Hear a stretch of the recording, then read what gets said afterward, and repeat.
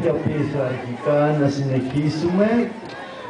Για τα κορίτσια τώρα που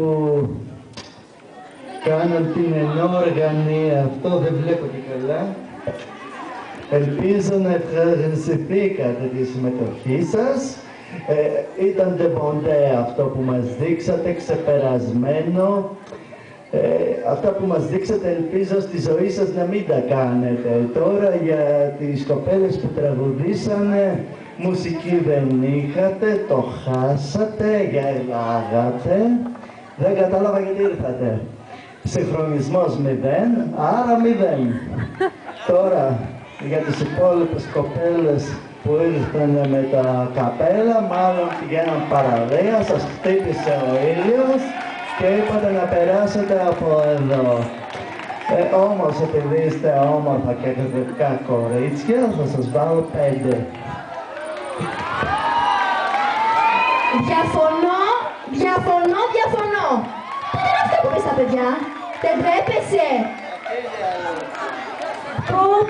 Λοιπόν, The Game of Love.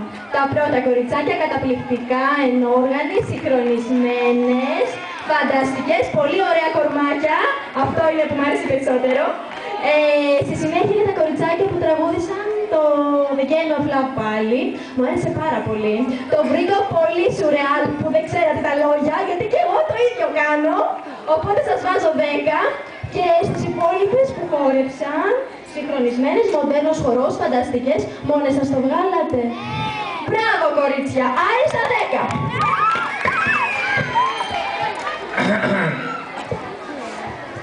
Για το τραγούδι ήταν μια πολύ ντανταϊστική ερμηνεία. 7. Η ενόργανη ήταν πολύ μεταμοντέρνα και οι στολές και όλα. 8, μπράβο. Και για το μοντέρνο χορό, απειροαφάνταστος, φουτουριστικό, τέλειο. 9. Απειροαφάνταστος.